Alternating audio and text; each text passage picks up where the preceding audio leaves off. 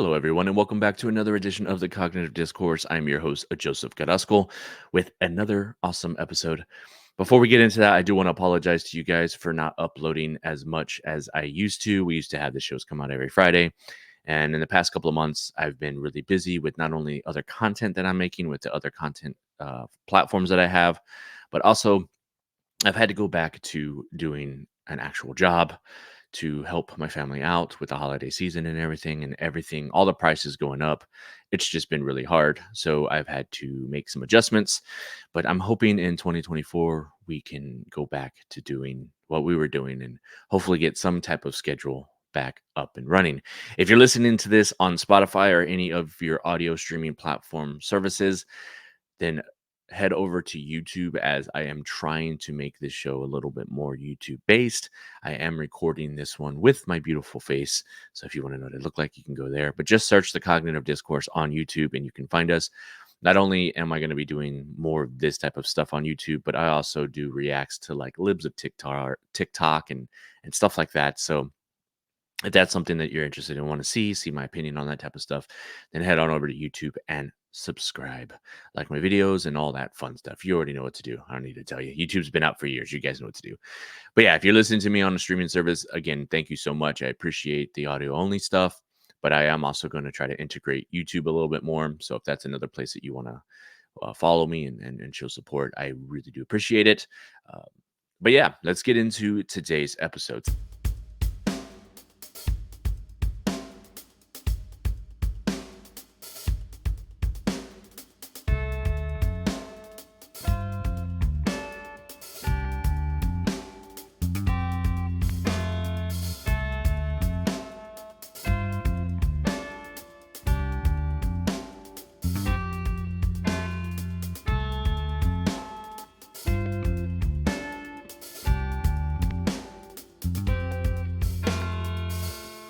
So today's episode, I wanted to talk about a situation that happened to me about 2 weeks ago. It was about 2 or 3 weeks ago.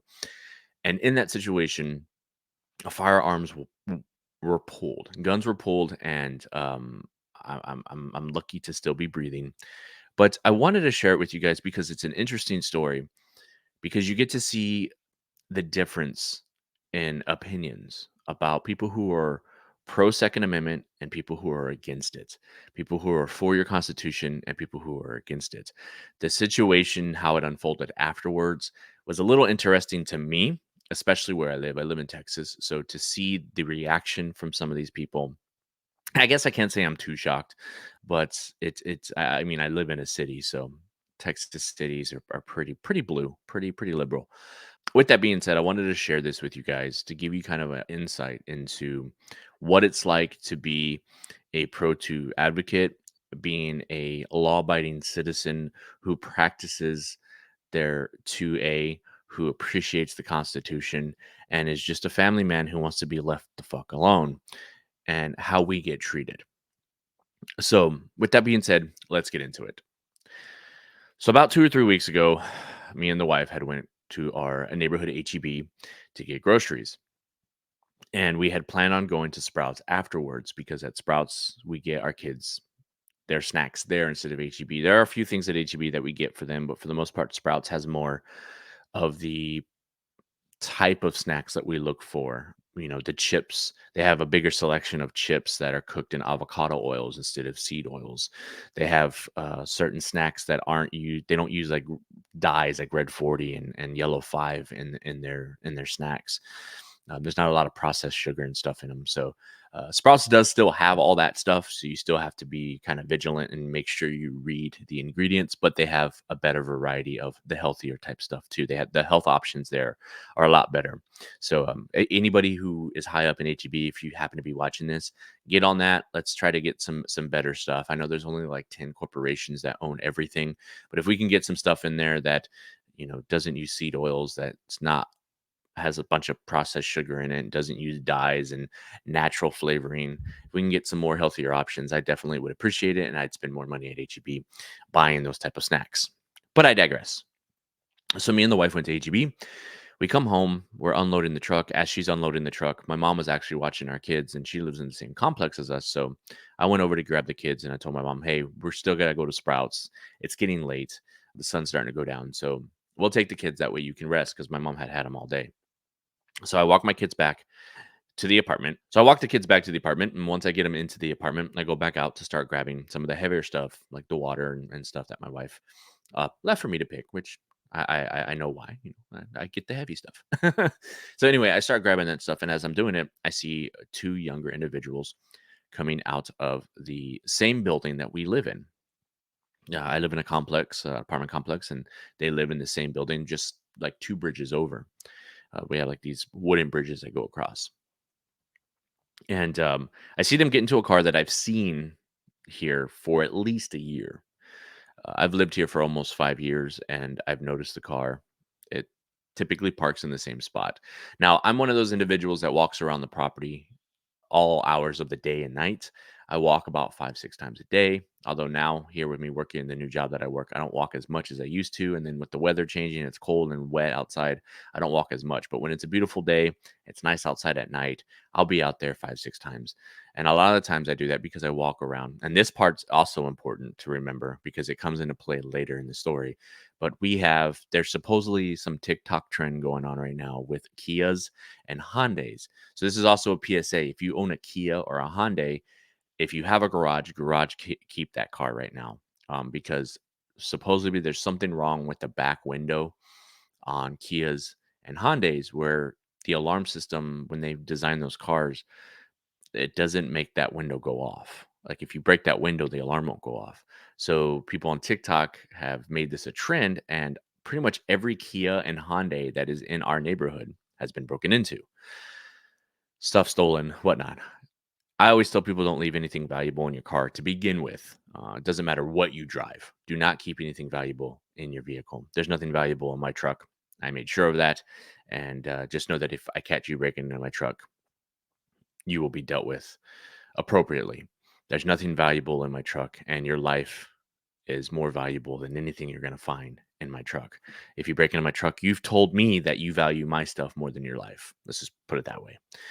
So I walk the neighborhood and I keep an eye on it. I know people. I started talking to them. I'm at that age now where, like, when I was younger, I used to ignore my neighbors. I'm at that age now where, with everything going on in the world, I like to know who lives by me, whether I get along with them or not.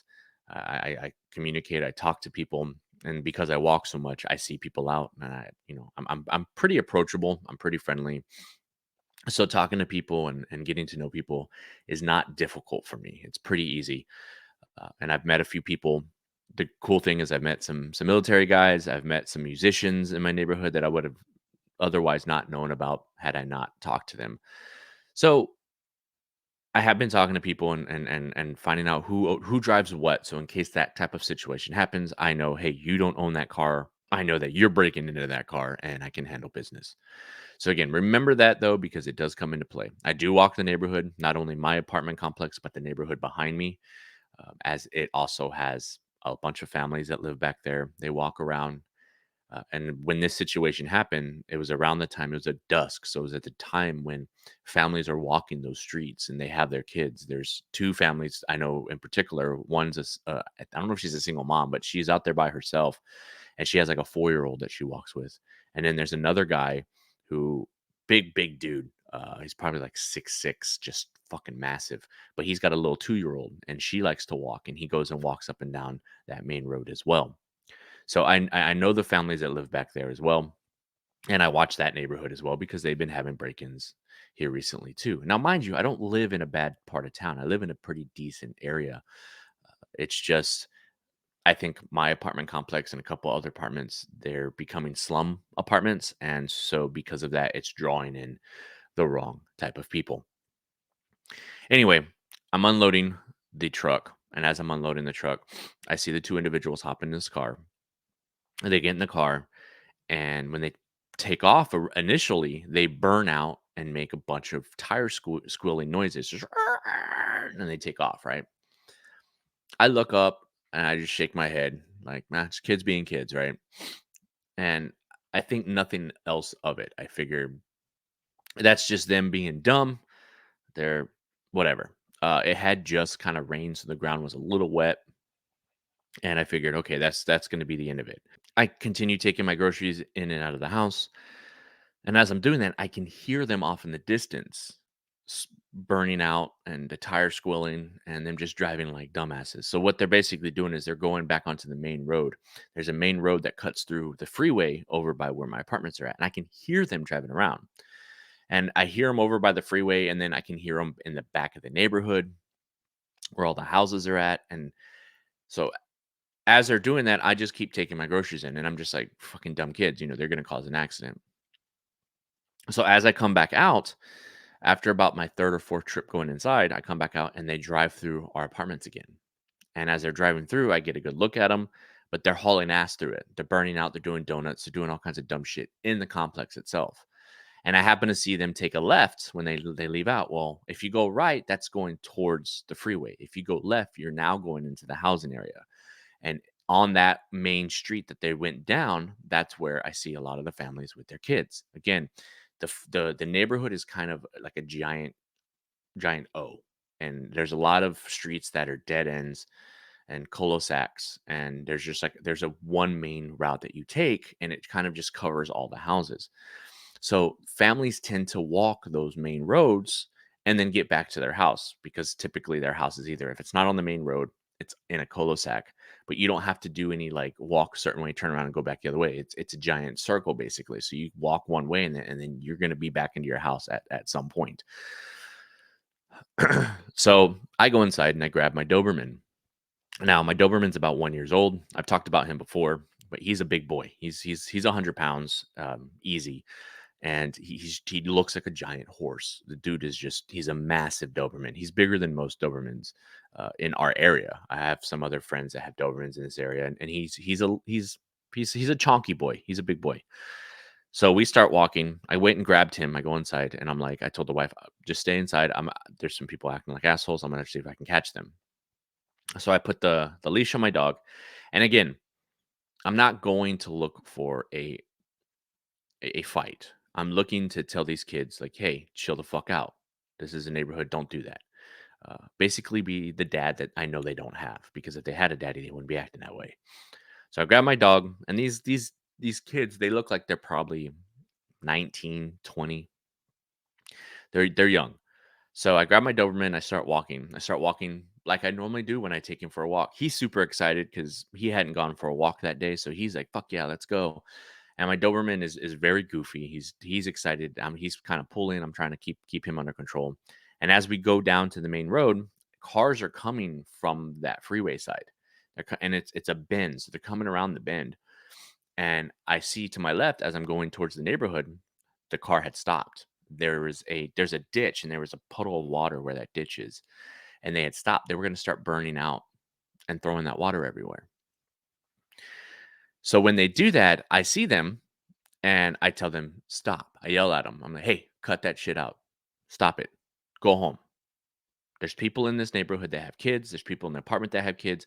Cut the shit. Go home.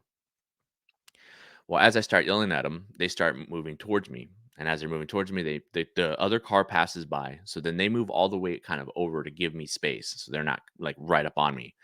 So I didn't think of them as a threat, considering that they actually moved over enough to where I had space to walk. So as they drive by me, I tell them, hey, cut it out. There's kids. Now I'm looking them dead in the eyes. As I'm doing that, they start laughing. And as they're laughing, that kind of pissed me off, because I'm like, it's not funny. Again, I know the people that walk up and down this neighborhood, they have little kids. If you hit one of those little kids, then what? So then, as they drive by, they start laughing. I go, it's not fucking funny. Go home. And I let my emotions get the better of me. And as they started laughing, I did call them pussies. So I have now turned this into an aggressive situation. They keep driving, but they're driving slow.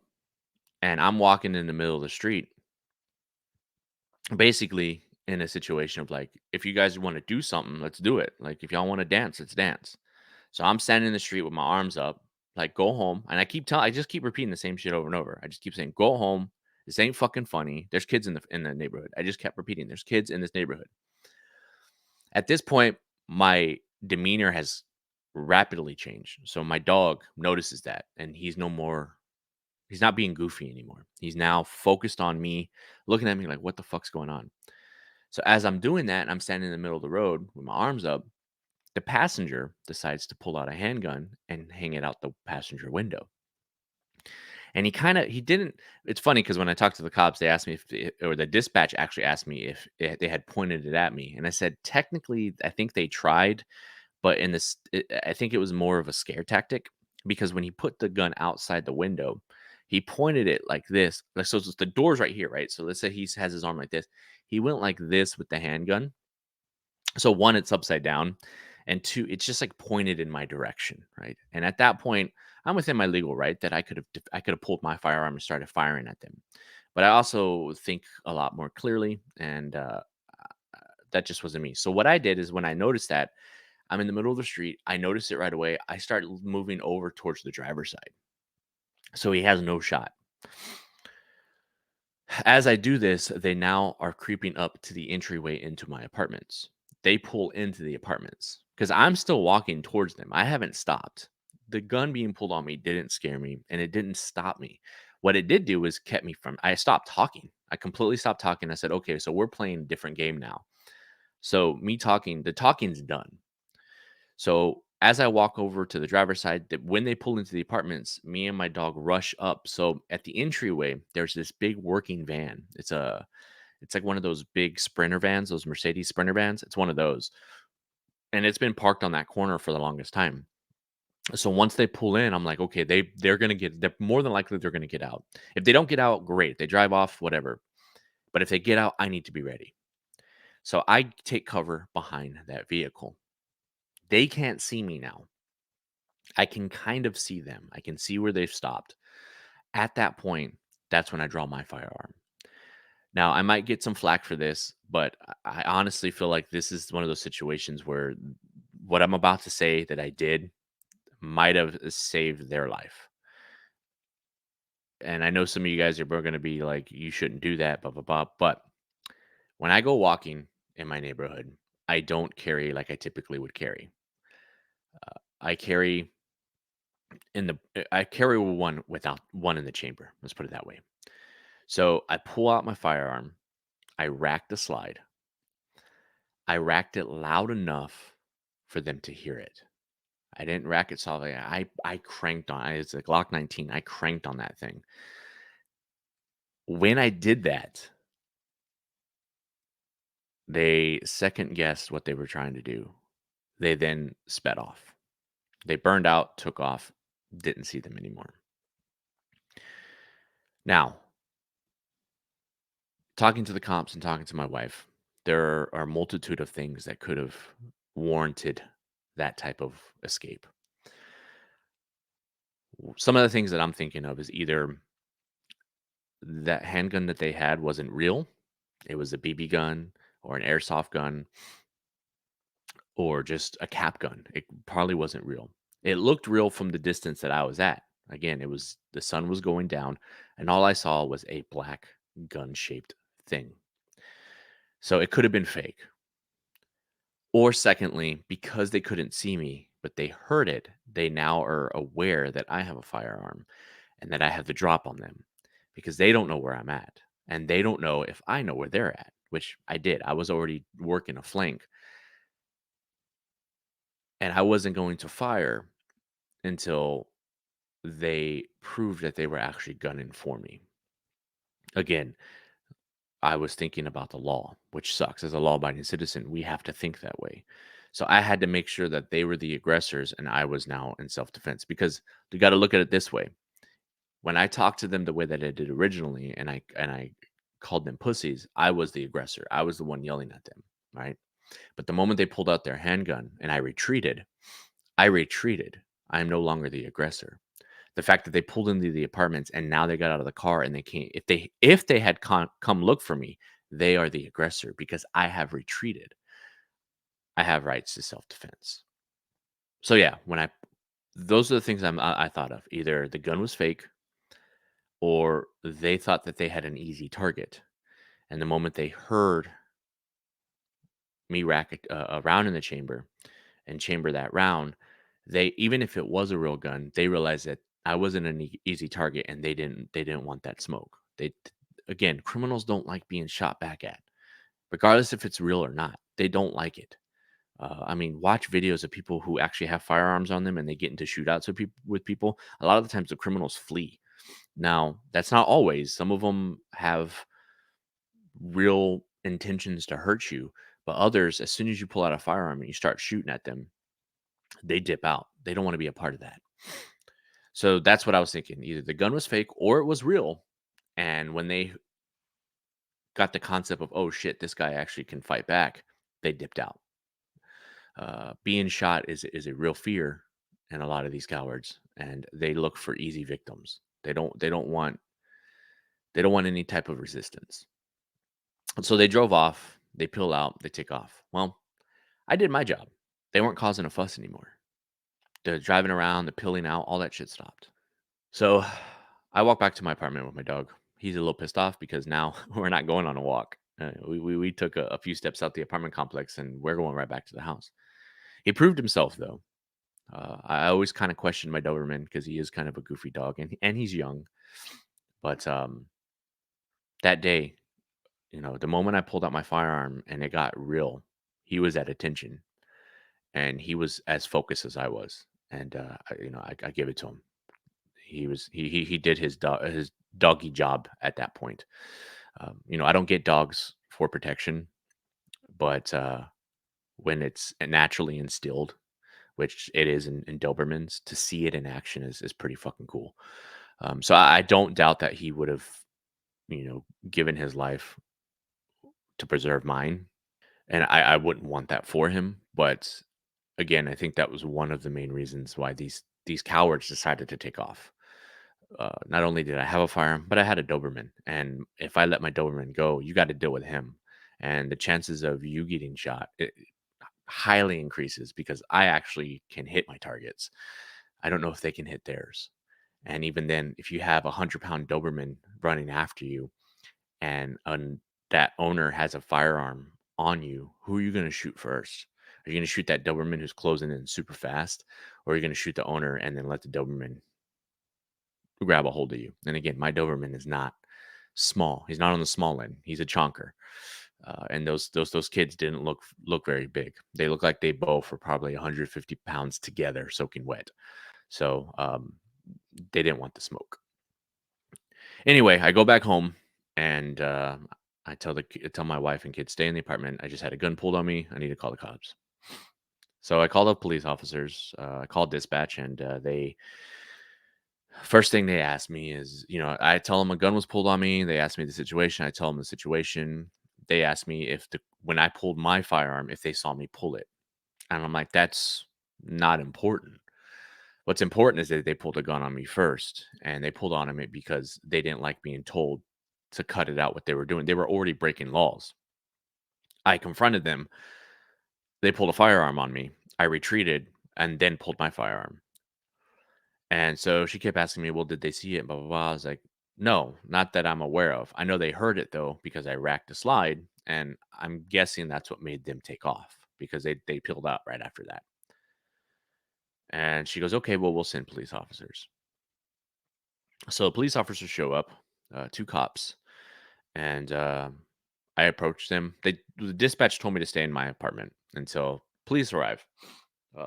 And I was gonna be bullheaded and just wait out in the parking lot, but it was fucking hot, and I was sweating like balls. So I just went inside, grabbed me a water, rehydrated, and in that time that I drank water, the cops were there. I just told them, just call me when you get here, and I gave them my number.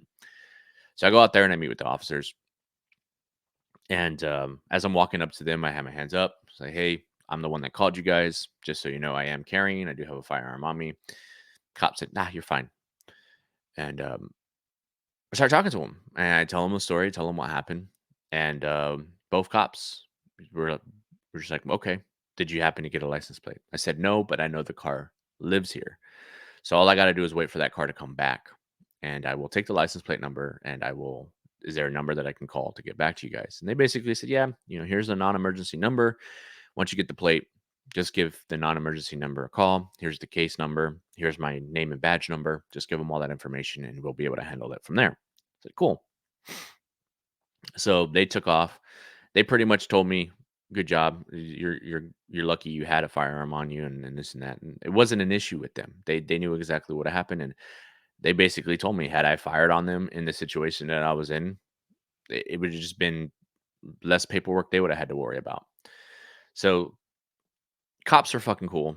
They were awesome with the whole situation. I ended up leaving to go to Sprouts, and as I did that, they said, "Well, we're going to hang out here for a little bit and see if the car happens to come back." And I gave them the make and model of the car, the color of it, all that stuff. So they waited around. I guess the car never showed back up. Me and my wife go shopping with the kiddos. We come home, still don't see the car. So I wait a couple days, and the car doesn't come back, which I find odd because again, they live there, so I know they have to be coming home. And I walk the property, so I'm like, I'm gonna start walking in certain areas of the property that I don't walk. I'm gonna see if I can find that car because the car itself is it was an older car, and you don't see that many of them anymore, especially not in my apartments. It's a pretty distinct car. So I start walking, and my mom goes with me one night to go check the mail. And our complex is fucking stupid. They moved our mailbox, so it's on the other side of the property. So I start walking with her to go check our mail. And as we're walking, I go, "Hey, let's walk down this way because I know there's a parking lot over here. I rarely go to this side of the apartment complex, but let's go over there and let's just see if I see the car over there because I know what it looks like." She's like, "Okay."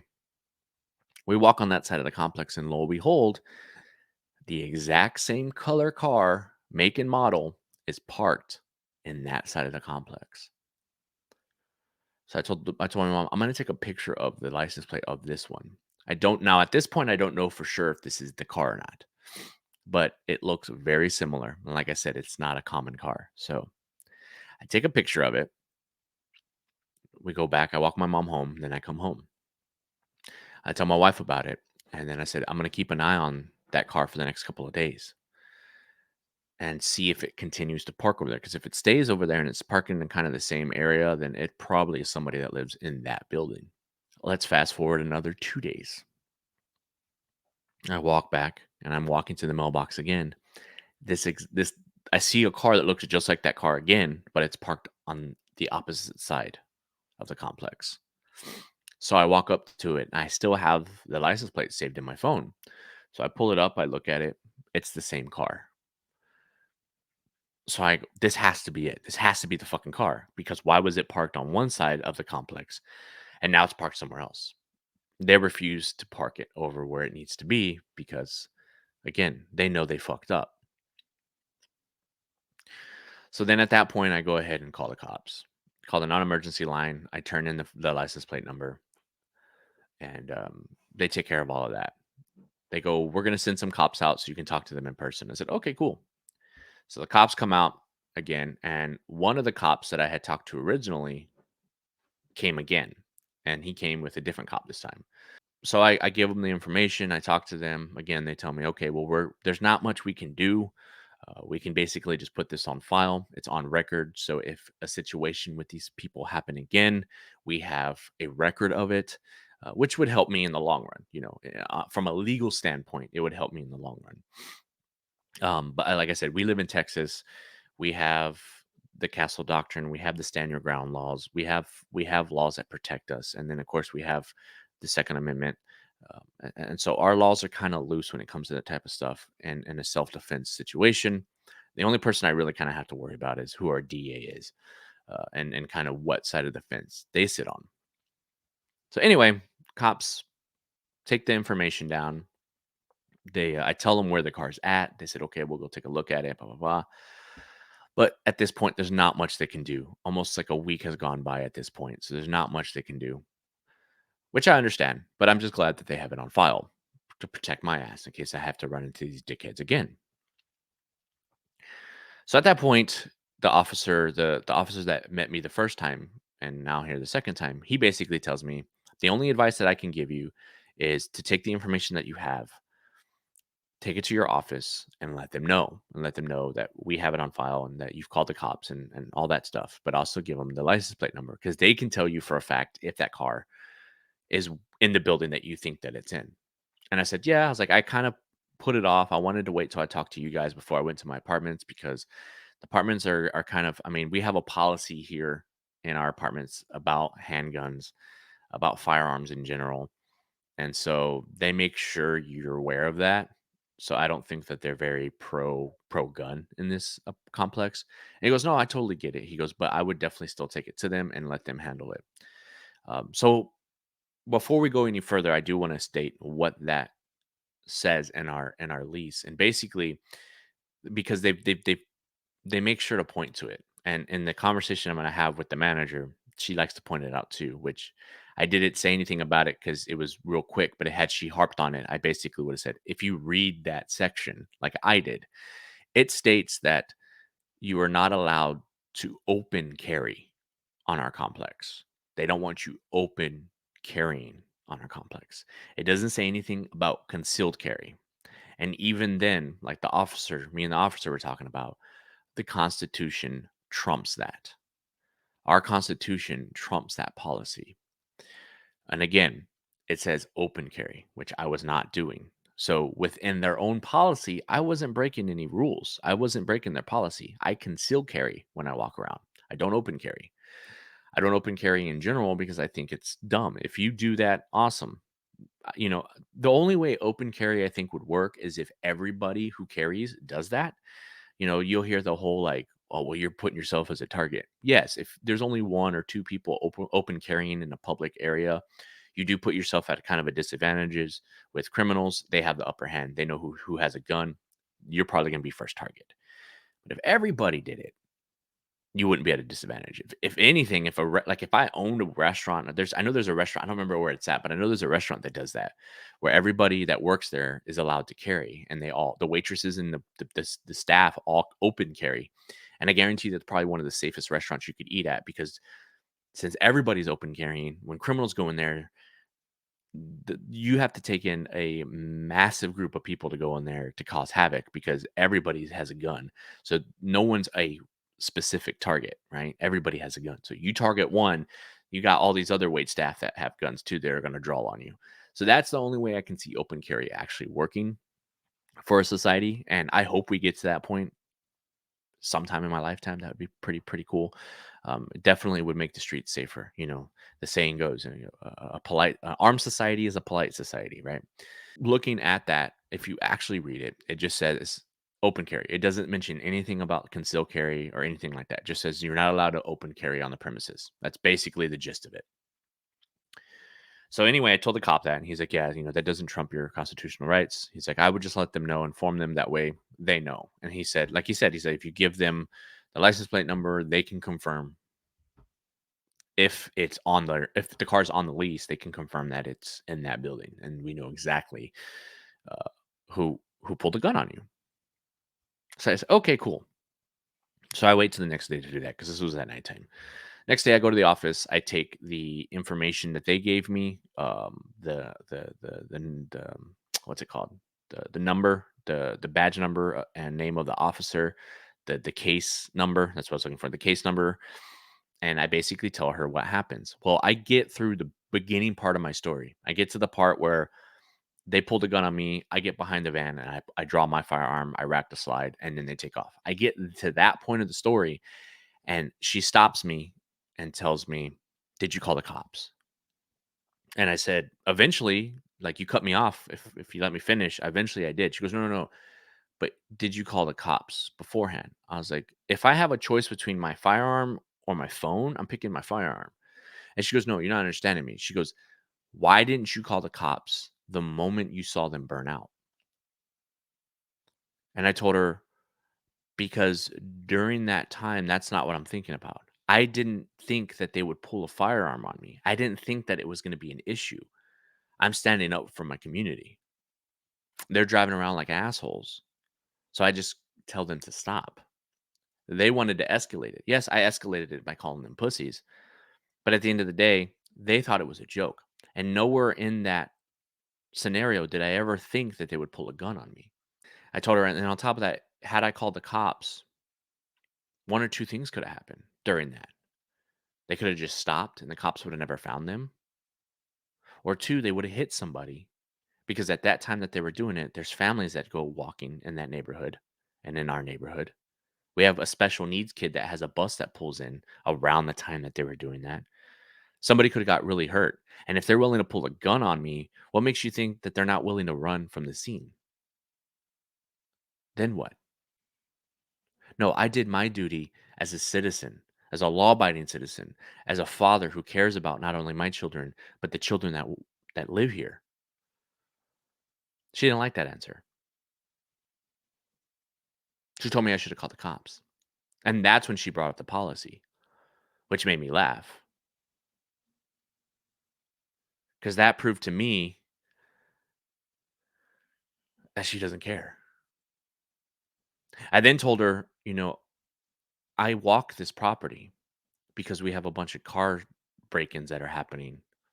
There's an uptick of um, theft and break-ins with cars. Her response to me then was, "Oh, that's just a TikTok trend."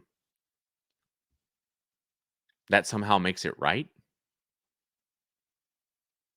How is that an answer? "Oh, it's just a TikTok trend." Okay, so why not hire security to patrol our property? I then brought up the homeless situation that's behind our property. We have a ditch that goes behind our property, and a bunch of homeless people live back there. And there's one specifically that steals bikes because there's a guy who buys the bikes off of him, and that's how that homeless dude makes money. He looks for bikes that aren't chained up or just sitting in patios in our apartments, and he steals them and turns around and sells them. They haven't been able to catch him. So then she got offended by me bringing that up as if I was saying management isn't doing their job. She then goes, "So you're trying to say we don't do our job as management here?" And I go, "That's not what I'm saying. What I am saying is that since I've been in this property, in the past year, we've gone through 7 management companies. 7. Obviously, the companies that are buying this complex don't want nothing to do with it. There's too much going on in this complex. It's a money pit. This complex was made in the 70s and it's falling apart. Our building is shifting. It's only a matter of time before this shit collapses, and they're doing nothing about it. We've told them the foundation shifting. That's one of the reasons why our pipes keep busting, and they're constantly having to fix the same fucking pipes. I have no water pressure right now. If I want to take a shower, it's dribbles of hot water that come out. And I don't want to tell the office because the moment they cut off our water and they go fix a pipe, we're without water for 3, 4, 5 fucking days. And Lord help us if it's on a Friday. They don't send anybody out here on the weekends. If it's a holiday, we're fucked. This past weekend was Veterans Day. They dipped out early on Friday, weren't there Saturday, Sunday. I don't even know if they're there today. So imagine if we would have told them on Thursday, we'd probably still be without water. She then tells me, "Why don't you walk over there, Mister? I walk 5 times a day. Why don't you walk over there and check the ditch?" And yes, this is how she talked to me. She goes, "We took care of that homeless problem."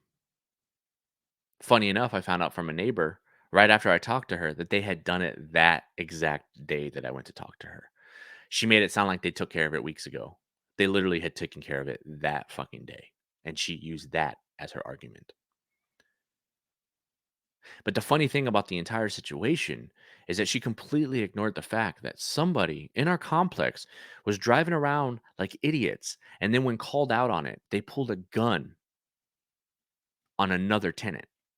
No, she wanted to focus on the fact that I pulled my firearm. She didn't like the fact that I pulled my firearm. And mind you, not one round was dispensed out of my firearm. And I even told her that. I was like, "You realize that if the cops would have come and they would have been ballsy enough to pull that firearm out on the cops, regardless if it was real or not, those cops would have dumped magazines into that car. Those people are still breathing because they dealt with me instead of cops. Because I understand the law and I understand my legal rights. And I was lucky enough to not have to fire upon them. Now don't get it twisted. I would have did it and slept like a fucking baby. but I also am of moral sound in mind to know that I'm not just going to do that just because I can. I don't want to have to hurt anybody. I don't want to have to take anybody's life. But if it's between me and them, I do it 100% of the time. But I also knew my limits and knew that in that situation, I lie in wait. I had already retreated. And that's what I told her. I was like, I retreated. And she kept saying, well, you shouldn't have been in that situation to begin with. Again, how is this my fault? I'm not the one that was driving around acting like an idiot. I'm not the one that pulled my firearm first. And I'm sure as hell not the one that pulled it because somebody was telling me something and calling me out on my bad behavior. She then looks at me dead in the eyes and goes, how do you even know that this car lives here? I was like, because I see it all the time. But it's funny you should say that because I don't. That's not my job. That's your job. Look up the leases. I told you which building that I think they're from. Check it yourself. If I'm wrong, I'm wrong. But you have the documents to look it up. Do your fucking job. At that point, I was pretty irate and I was upset. I was offended that I was the one being treated like a criminal. I was offended that during our entire conversation, from the moment I sat down and started talking to her, she gave me this look like I was a piece of shit. Maybe it was the way I was dressed. I don't know. I was wearing my cut when I walked in there. Now, mind you, my cut's not even, I call it a cut, but it's just a vest and it's for my band, but it has a top and a bottom rocker on it. And knowing her, she's too dumb to understand what any of that means. But to her, I probably just look like some fucking slum biker.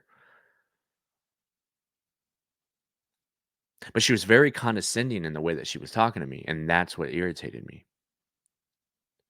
I told her, ma'am, I was within my legal rights. And she kept telling me no. I was like, ma'am, think about it. If I had broken any laws, I talked to the cops twice. Two times I had them come to my apartments.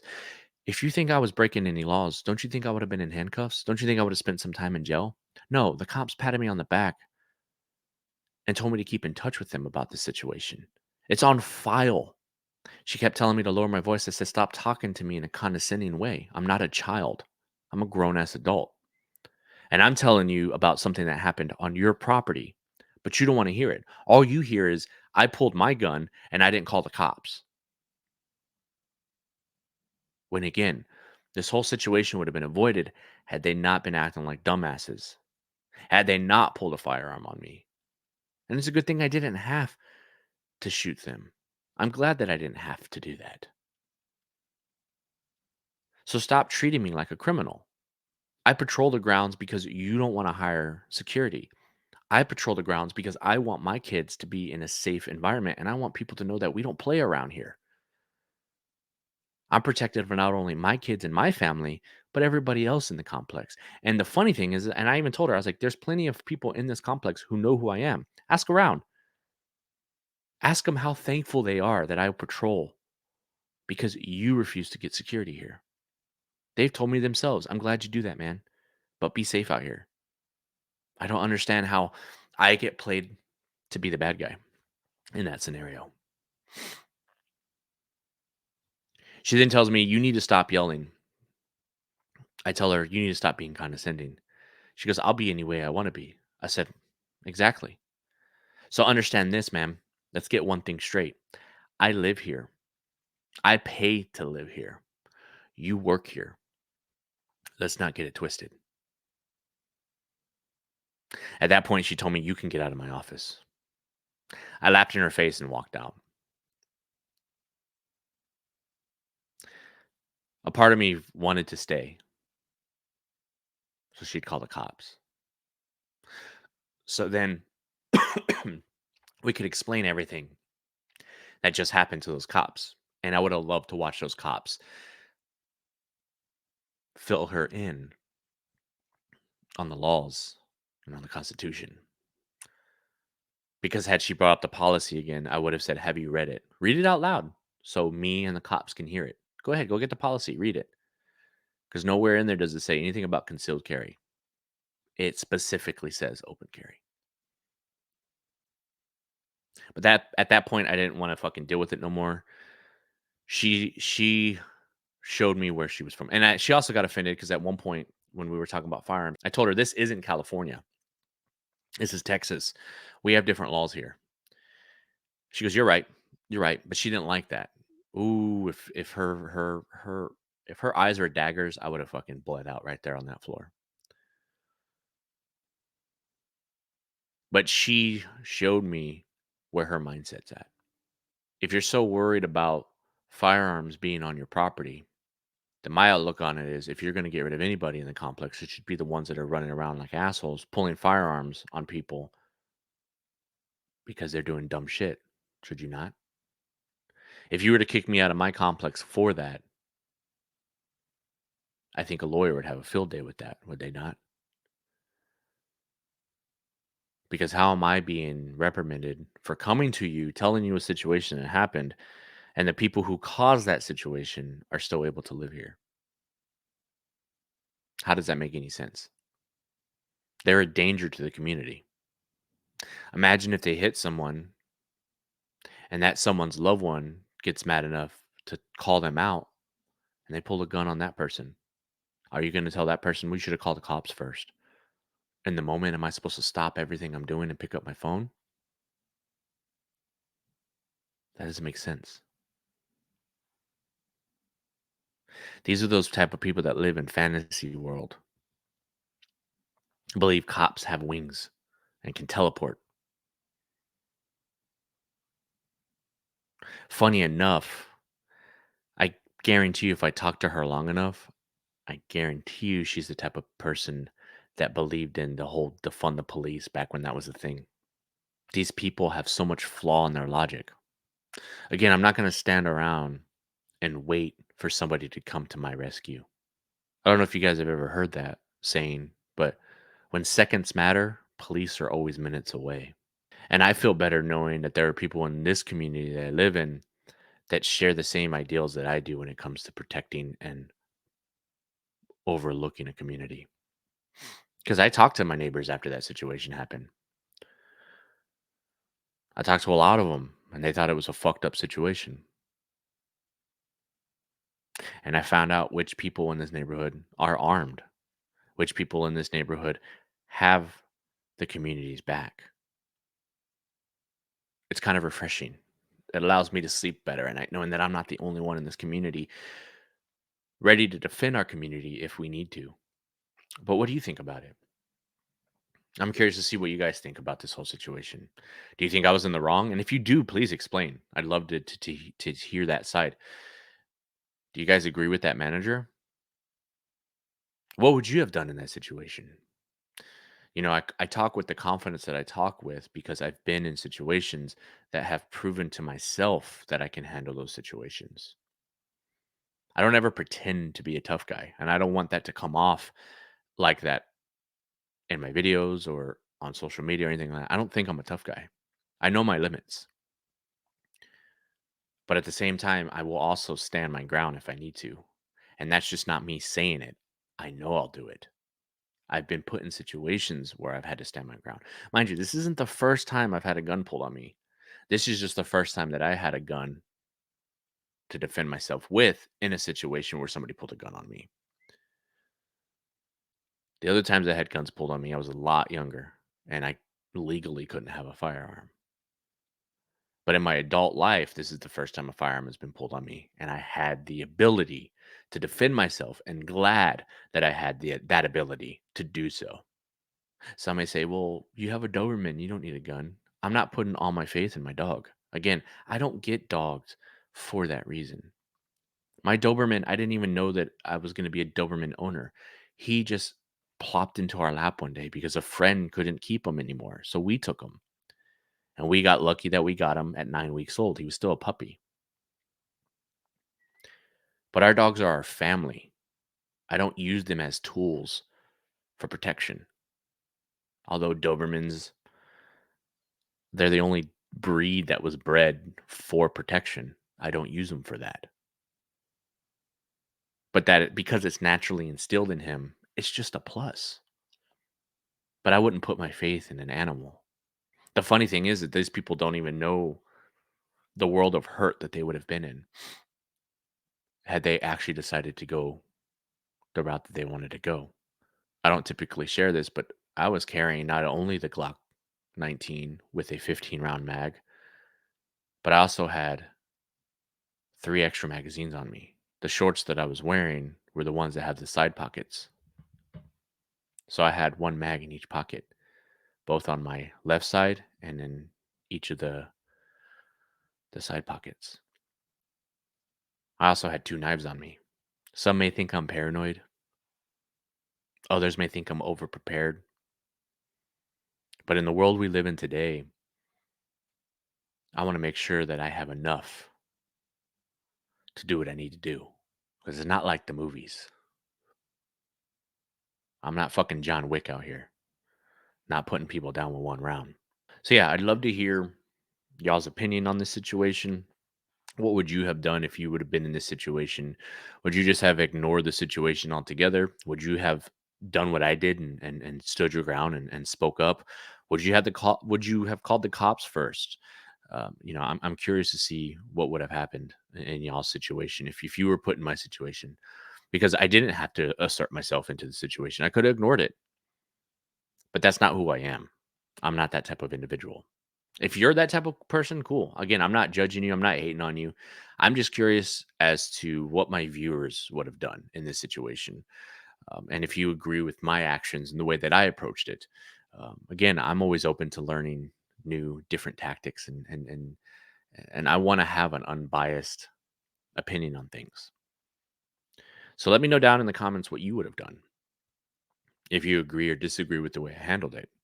If you agree or disagree with the way the manager handled it. Because again, remember, I made sure to stay within my legal rights.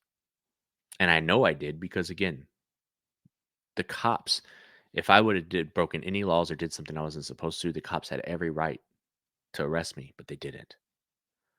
And again, every state's different. So if you're from a different state, let me know. Would you have been able to do what I did in your state? Because I know some of y'all really have your hands tied. It's one of the reasons why I told that lady, we're not California. It's one of the reasons why I left California. I lived there only for a couple of years, but I miss Texas. I had to come back home. Not only because I miss the food and the culture here, but I don't like the way they run that state. So let me know. Like I said, I'm hoping to try to get more of this stuff out as my schedule will permit. But yeah, I'm hoping to do some more reaction videos and stuff like that. But let me know what you guys want to see from this channel. You guys have an awesome day. Have a safe week. Have an awesome weekend. And I hope you guys have an awesome holiday. If I don't see you guys before the holidays are here, enjoy your holiday. Have fun with your family and enjoy your time off. Hopefully, you get some time off. If you're not, I hope you can get some time off sometime. But yeah, if I don't see you guys in the rest of the holiday, I'll see you guys in 2024. But I'm going to try to get some more content out before then. But yeah, thanks for stopping by. Thanks for watching. Take care.